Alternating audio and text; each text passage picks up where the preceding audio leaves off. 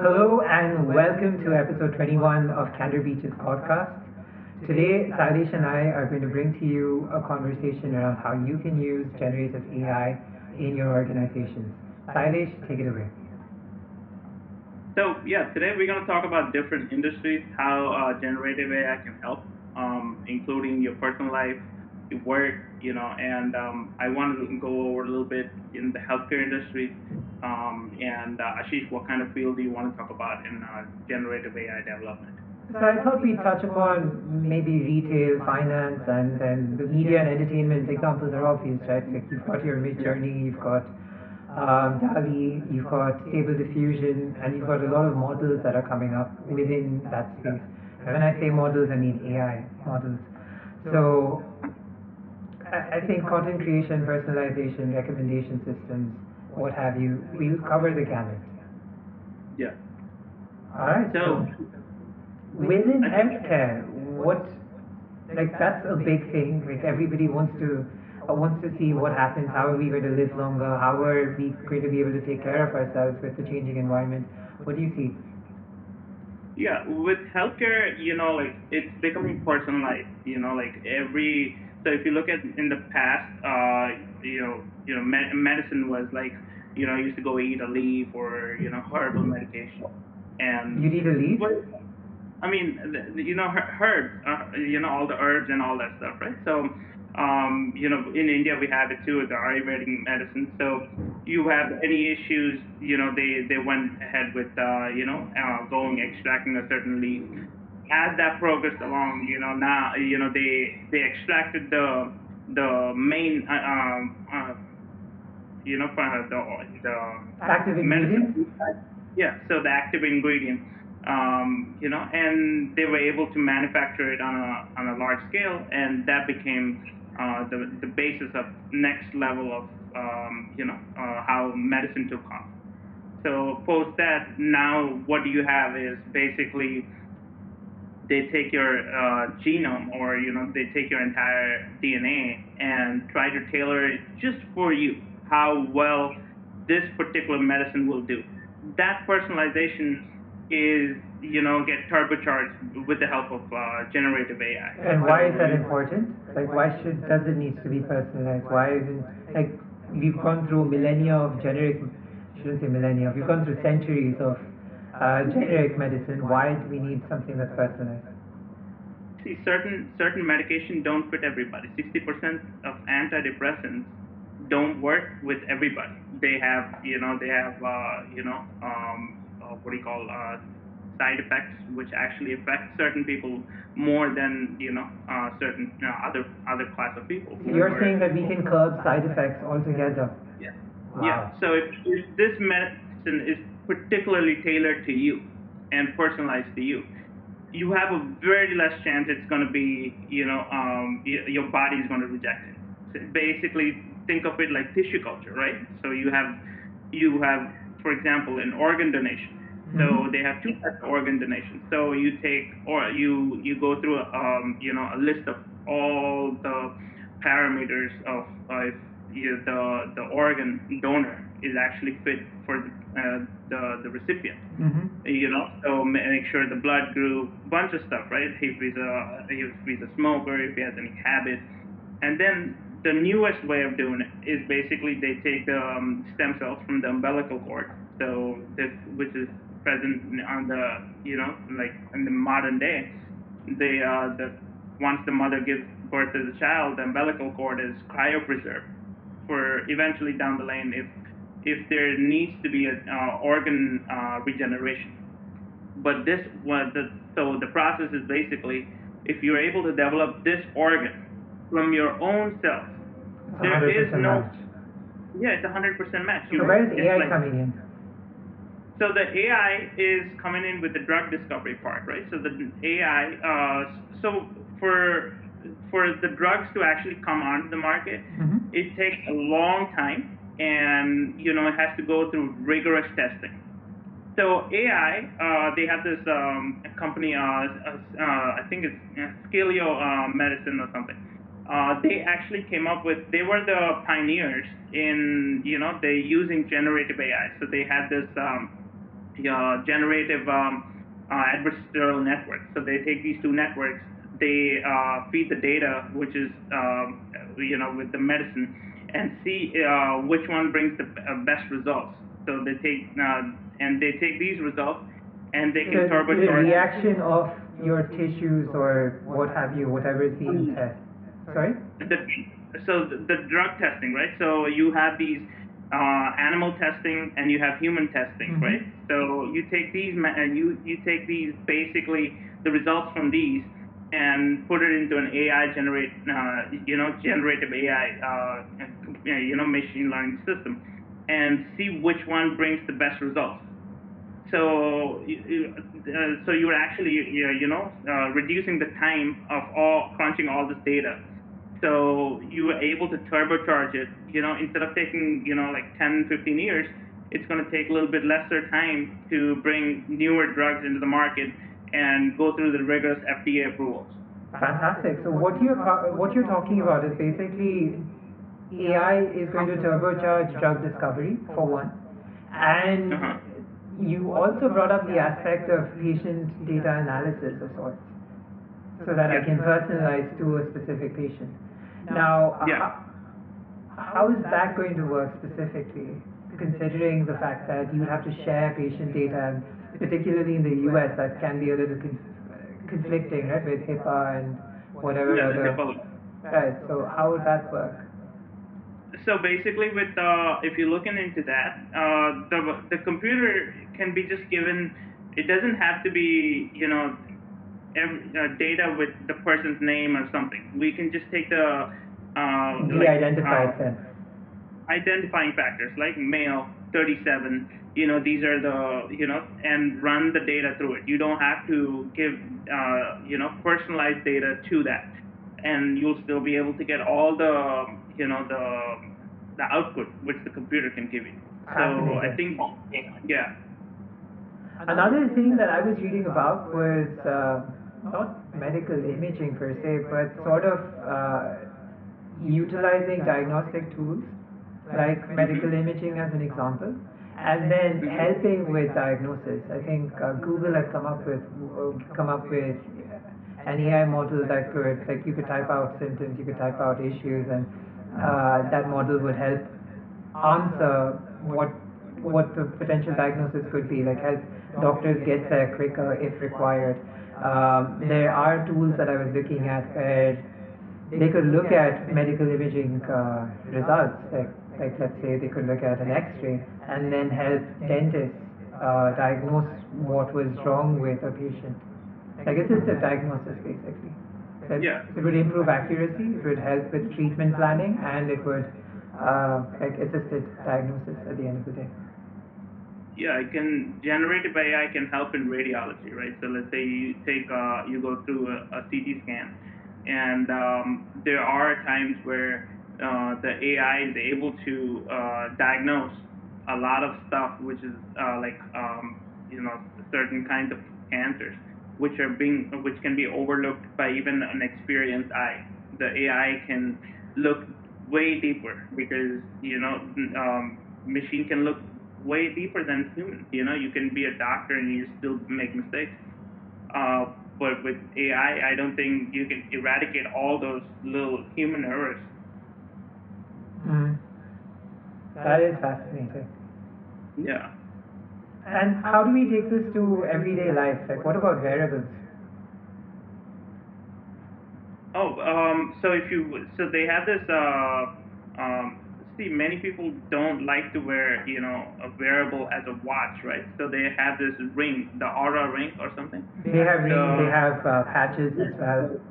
Yeah. So think about that. So you have a lot of real-time data which is being collected by these companies. So if you look at it, the entire thing can be, all this data can be crunched up in real time by the AI computer to give you an answer right on the spot. Like they are at times, like look at it, like Apple Watch had was able to diagnose people with potential heart attacks coming up. So that is in the direction of it. So AI can then be able to do probably heart murmurs, like if you have an issues with the heart, or your regular functionality gets disrupted. So basically, in an ecosystem, like we exist in an ecosystem that's very data rich today. I would say, considering wearables, considering the technology that we are surrounded with, our digital fingerprint is quite large and getting larger by the day. Hmm. And what you're saying is that with this data that is available to us, that's just going to help AI get to personalizing solutions, just like I know I said personalizing, so I shouldn't say just for us, but it is just that, like a solution that's made for you. Yeah. That's amazing. And do we know if there are any organizations that are already doing this? Personalization in what in gene therapy? Utilizing AI in general in healthcare. Oh yeah, there are gene therapy companies, right? So there was I'll add it to our note. There was a company which actually does personalized gene therapy. So basically, fighting fighting infections with the help of gene therapy. So instead of medications and antiviral medications, you have gene therapy, which helps your own white blood cells to start attacking, um, what do you call, prep the white blood cells with gene therapies. Like they use virus vectors to prep the body up to start up, pregame the white blood cells if there is any kind of virus coming in. Understood. So those are very tailor made just to certain people, because they are certain, like you cannot treat everybody who, like certain people have immunodeficiency disorders, like where their Autoimmune own disorders, right? exact Oh, autoimmune disorders, yeah, their own immune system starts attacking them. So in that cases, gene therapies come into play very well, because you are basically making just to that person and not for somebody else. So those are stuff which is in the industry, which is in the pipeline. So just in the healthcare industry, which is going to see a massive upheaval with this generative AI. that's fantastic. And I have two questions. One is essentially to segue into something I wanted to talk about. But one other question: how are we going to deal with ownership, though? In the Ownership sense of that what? ownership, accountability, is AI going to be accountable? And if AI is accountable, who is accountable? Like, do I say that, all right, so as an example, ChatGPT messed up this diagnosis. So what do Yeah. I do?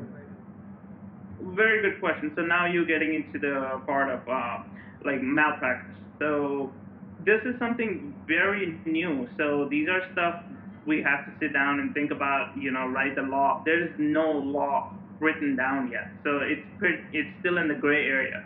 So it's going to take time, for anything to go from this era to the new era of AI, generative AI. It's going to take time to actually think which write down the laws based on the ethics, or the legality. So you might say who's going to, yeah, like exactly, like who's going to be held accountable. um you cannot just at this present point in time, you can't, yeah, the generative AI, for example, gives you a good diagnosis on the radiology, but it has to still go through the doctor still takes responsibility. It's just a help. It's not going to be, you can't just go take what it's like WebMD, right? You go put some symptoms on WebMD, and it'll tell you you're already dead yesterday. So basically something like that. But you can't hold Google or WebMD responsible for it, because you still have to go see a doctor. You cannot treat yourself. Right. And in terms of accountability, I was also thinking, like, there is accountability in medicine, there's also accountability in law.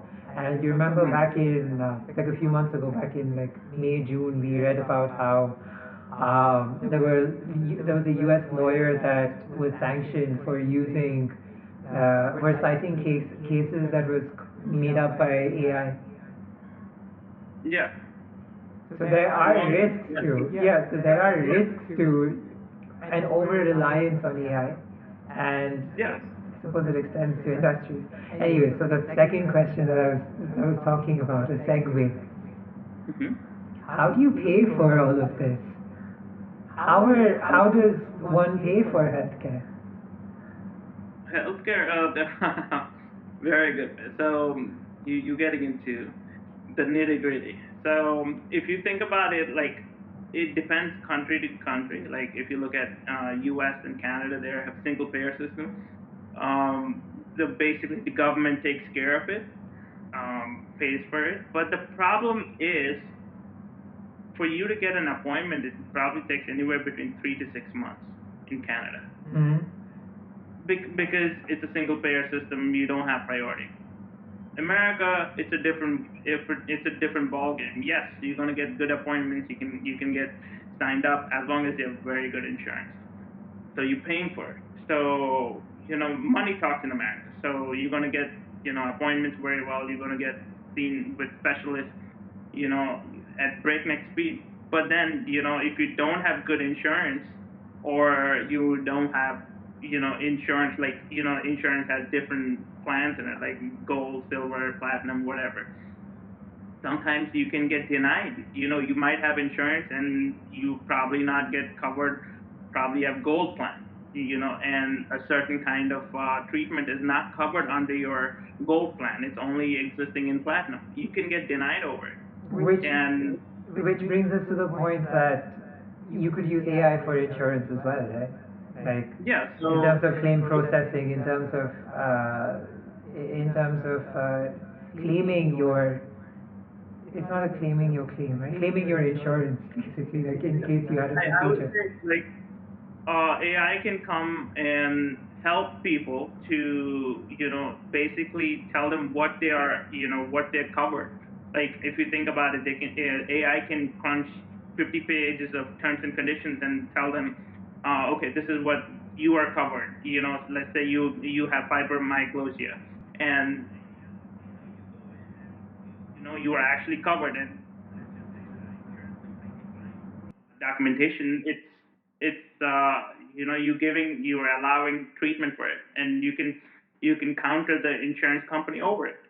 So yeah, AI can. I mean, people don't read terms and conditions, man. That's something. It's a laborious task.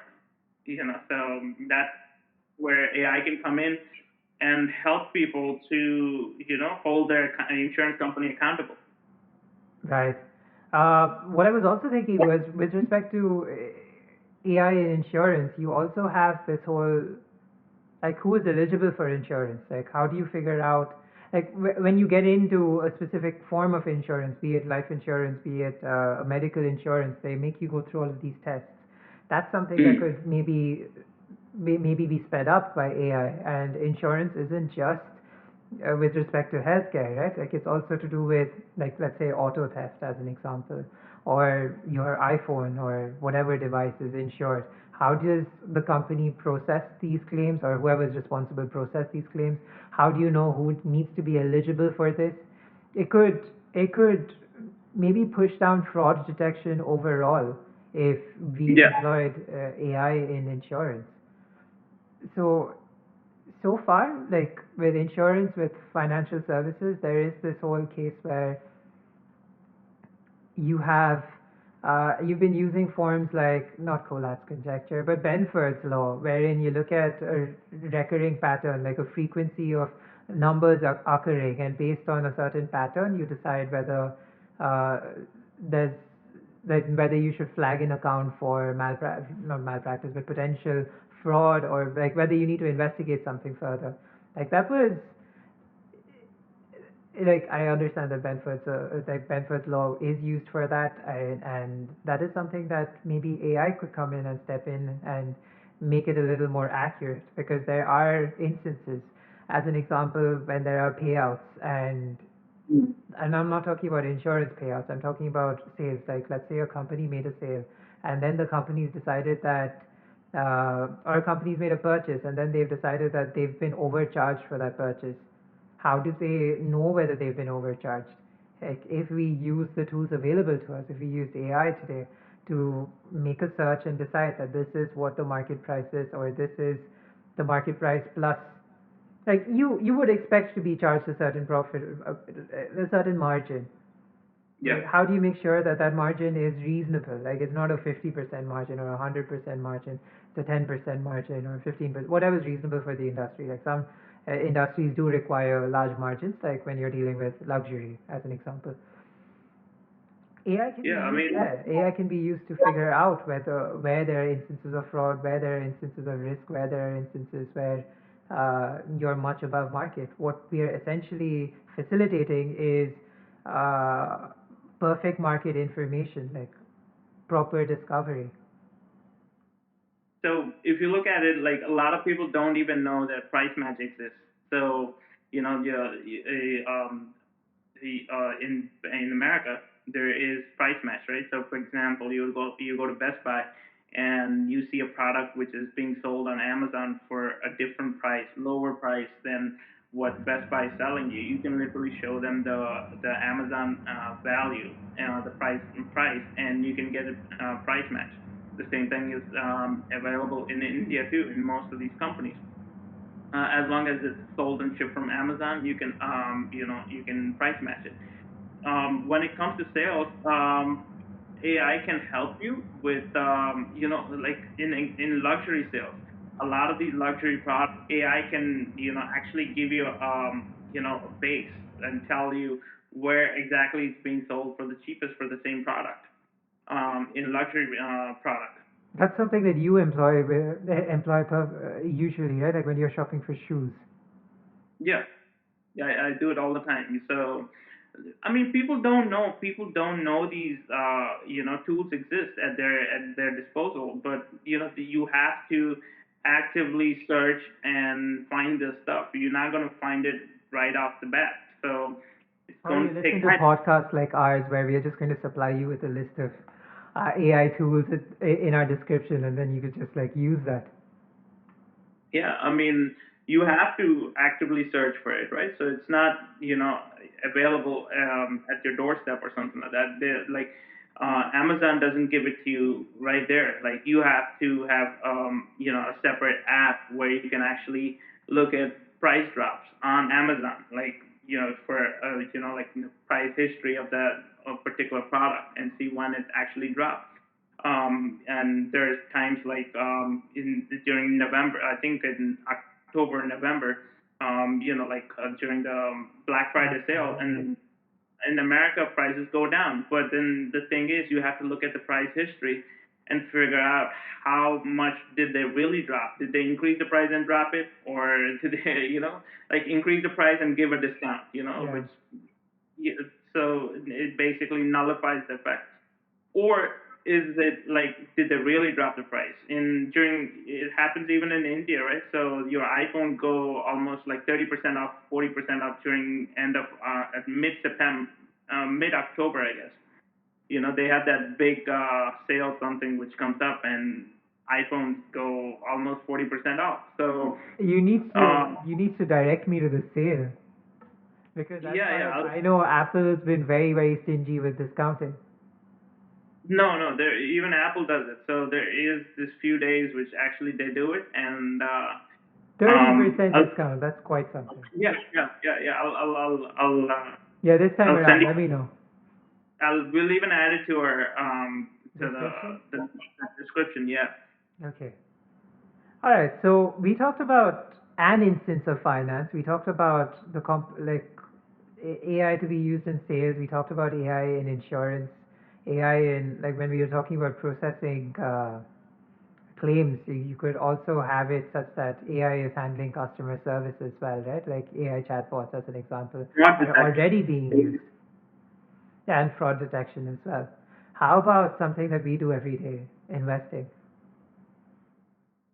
So yeah, I tried a few times with ChatGPT to input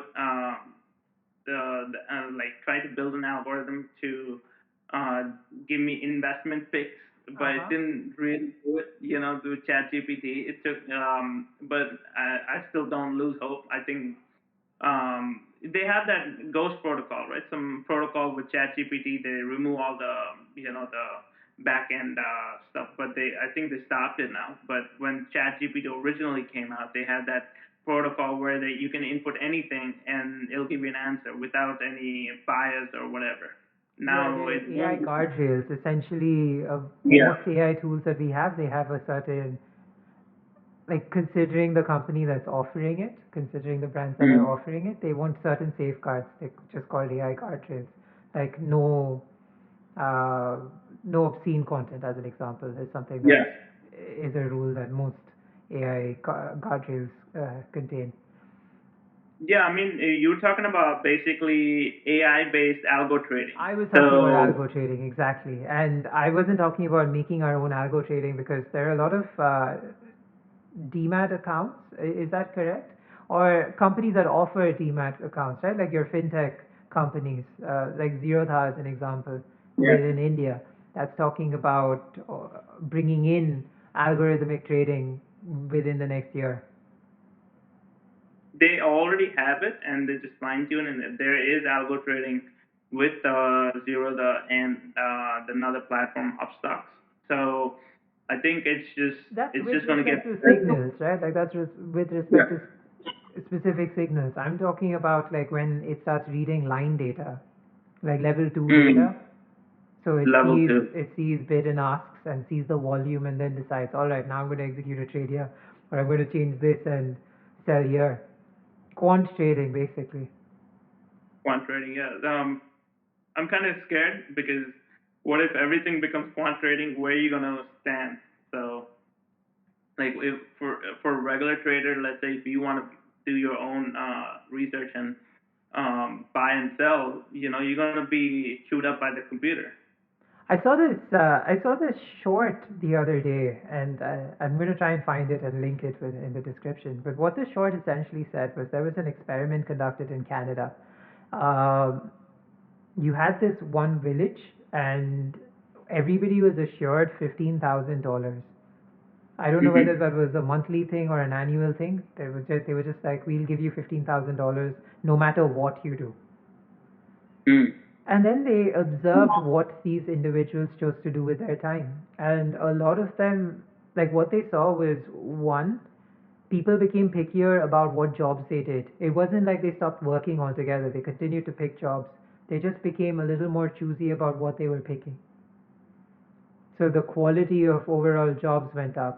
And then they also assessed that stress that was caused by, not stress that was caused by, but like general stress levels fell by like 36, 60s. I don't remember the percentage, but it fell by a massive margin. So Basically, it's universal basic income. a basic income universally, obviously that does have economic repercussions, right? It's more socialistic than Yeah. capitalistic, and but in like when tested in a small area, it seemed to do very well. It seemed to be very successful. And we won't talk about socialism versus capitalism in this particular Yeah. instance, but that's maybe worth talking about. Would you be interested in doing a podcast on that? Probably another one. Yeah. The next pod. The next pod?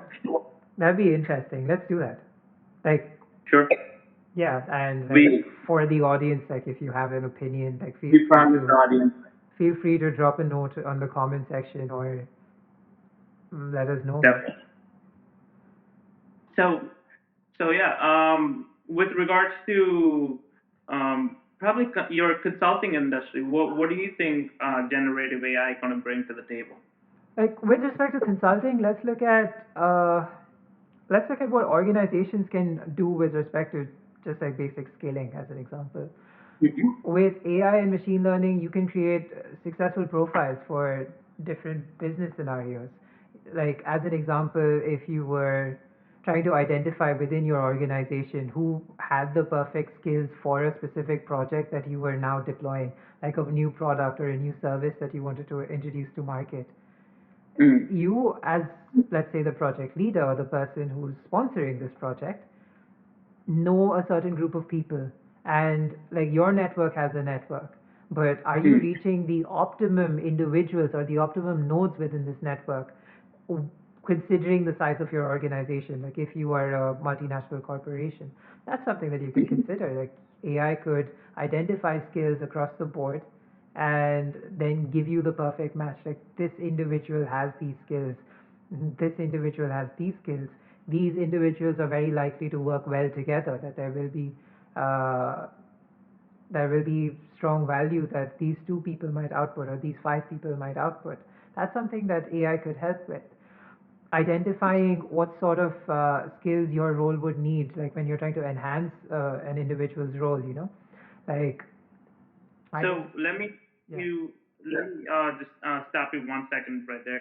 Uh, don't you think AI will gonna lead to micromanagement? Like, I'll give you a scenario, right? So there was this article I was reading. So they had these cameras in a burger shop, right? So inside the burger shop, and basically the cameras were connected to the AI model, and the model was actually able to calculate how many burgers or was each employee making, right? So they were like, for example, they picked three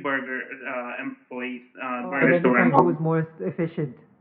most efficient. So is it going to and penalize the ones who did the least?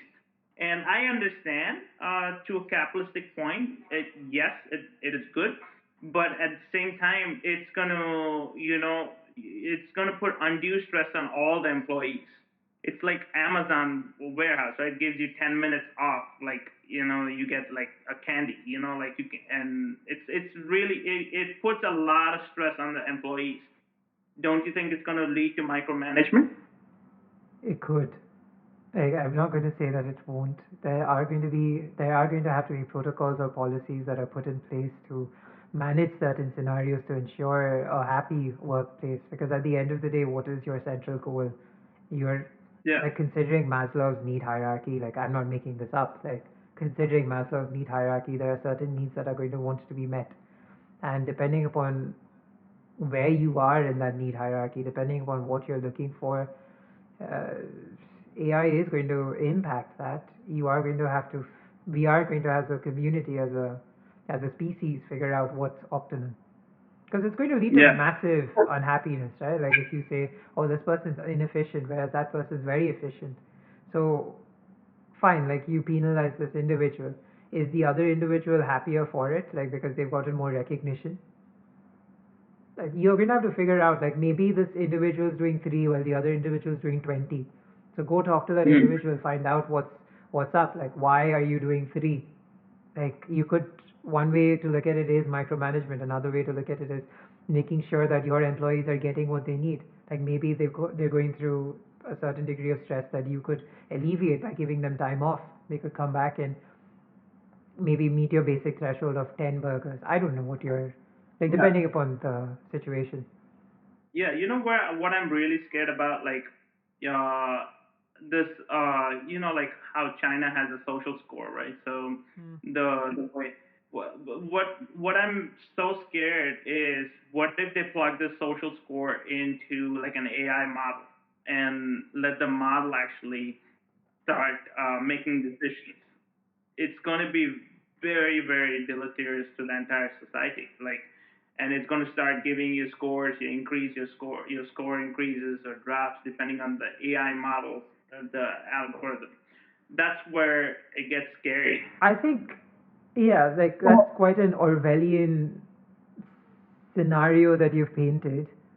I would ask the question, are social scores good for society as a whole? I mean, it doesn't matter if it's good or not. China's already doing it. I understand, but for mass implementation, like for implementation across the world, there has to be an exogenous factor that creates that sort of an environment. Like either China goes and conquers the rest of the world, or the rest of the world decides that China's way is the right way and they're going to implement it as well, or some factor that's going to push that, right? Yeah. At which I point it's going to become a philosophical question, like is it a good thing for society? Because as it is, there are, like with India as an example, we have sovereign, socialist, sovereign, social, secular, democratic republic. Those are the five uh, attributes of our preamble, right? If I remember correctly. Now, countries that are similar in nature, have like similar thought processes, are going to want to protect their populace. And there is this other thought that capitalism does create a wealth divide or encourages it or facilitates it. Uh, Again, I'm not bashing capitalism. I like capitalism to an extent, but what I'm getting at here is that the wider the social gap, the the harder it is going to be for society as a whole to progress. And you could make the argument that it's survival of the fittest, and that's something that we can discuss on the next podcast. Let's talk about this as well, like include this in our next podcast. But like while there is an argument for it, there you could also say that society as a whole will only progress. Like you as an individual, even if you're at the upper echelons, are only going to progress once society as a whole is uplifted. Which is why it is worth your while to make sure that everything is good for everybody.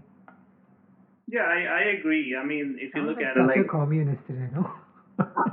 I mean, to an extent, if you think about it, like, you can have all the money in the world and you come out and you have, like, very bad streets. Like, think of it like you are very rich in Africa. Hmm.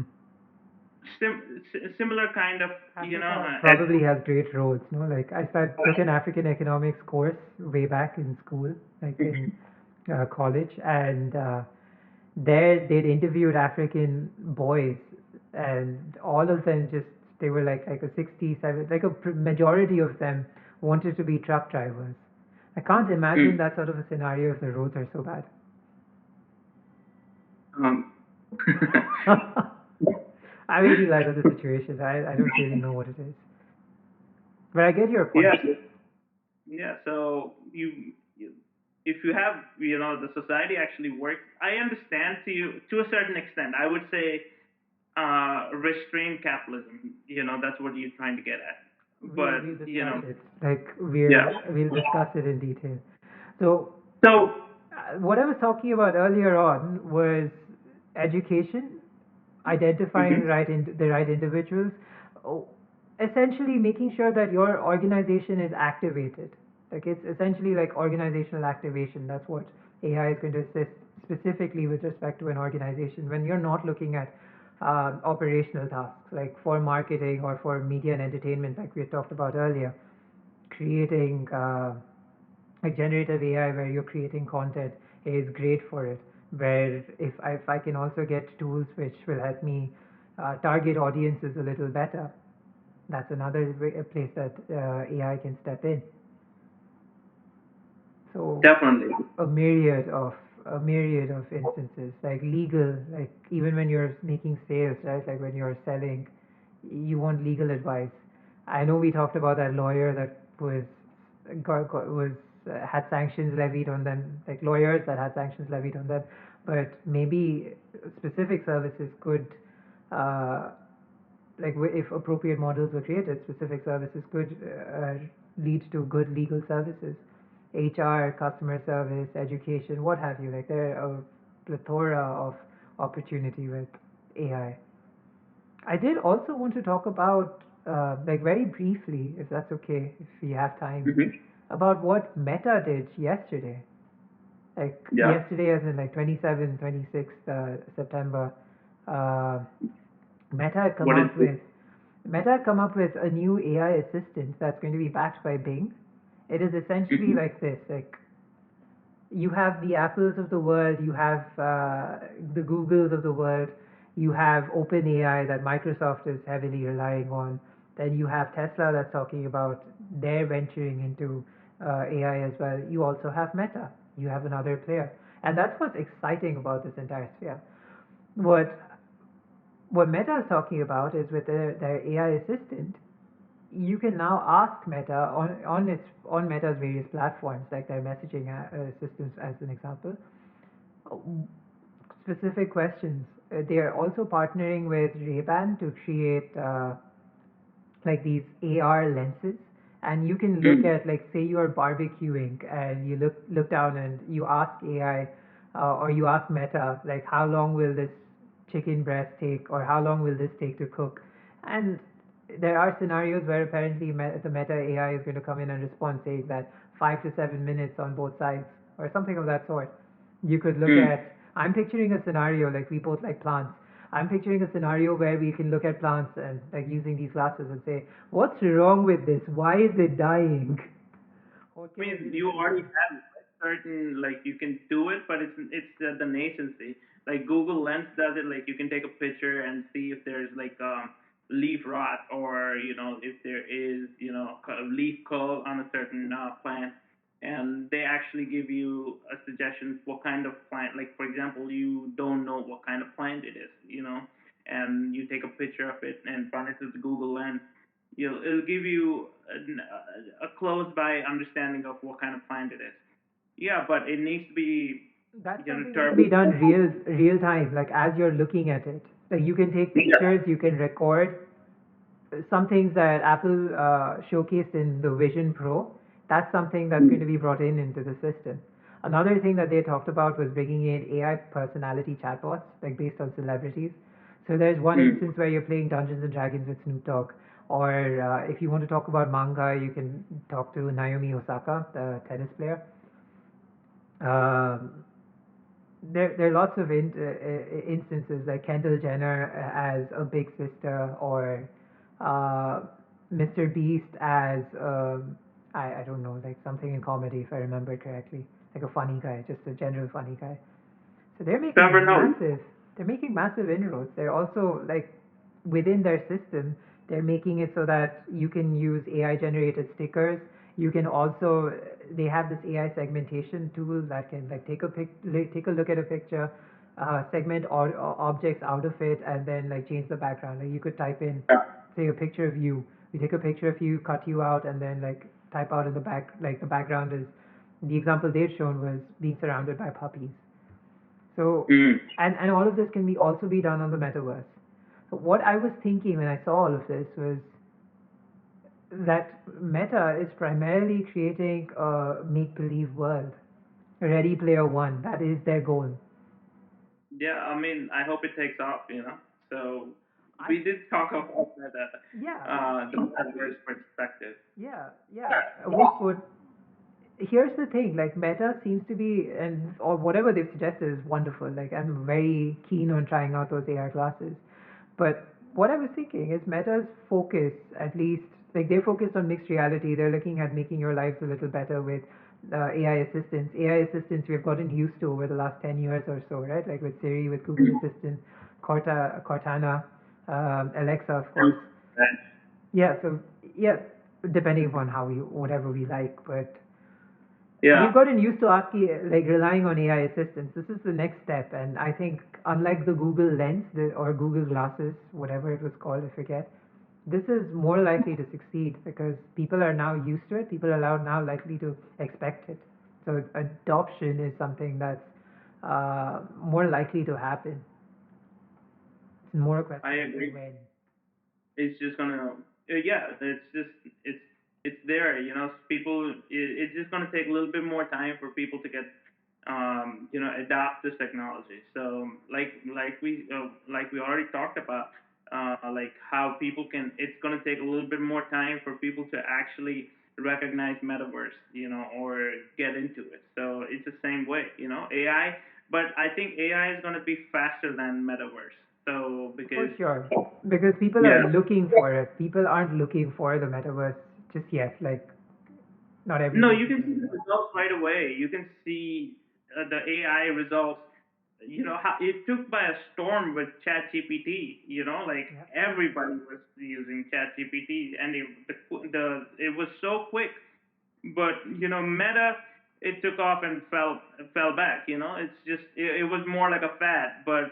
It's but AI, it's gonna be everywhere, for sure. and we better be prepared for it. So the pros and cons. Yeah, for sure, for sure. A couple of things that we hadn't covered, and I don't think we have the time to cover it right now, but There are other instances of AI. I'll give a quick overview if that's okay. You have retail examples, you have manufacturing. Like you can use AI anywhere. We talked about fraud detection. Fraud detection is not going to be limited to just insurance or financial services. It's also going to extend to, say, retail, right? Like you want to make sure that your transactions are legit across the board. Like with Mm. e-commerce as an example, you want to make sure that your transactions are legit. Personalized shopping recommendations. We talked about personalization with drugs in the healthcare medicine bit of our conversation, life sciences.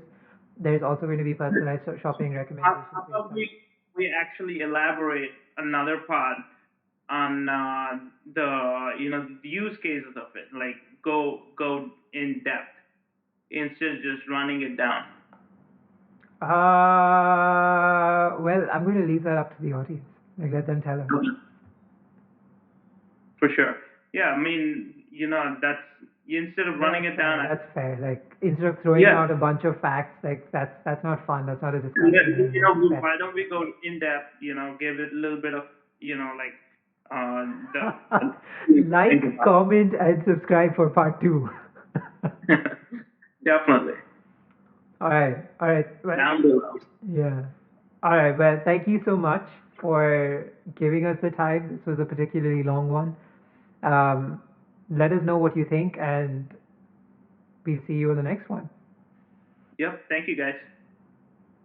Also, we did talk about our next podcast. Like we did say that we were going to be a little more specific about how we exit. So we are going to focus on the communism capitalism thing next time around. Yeah. Hmm.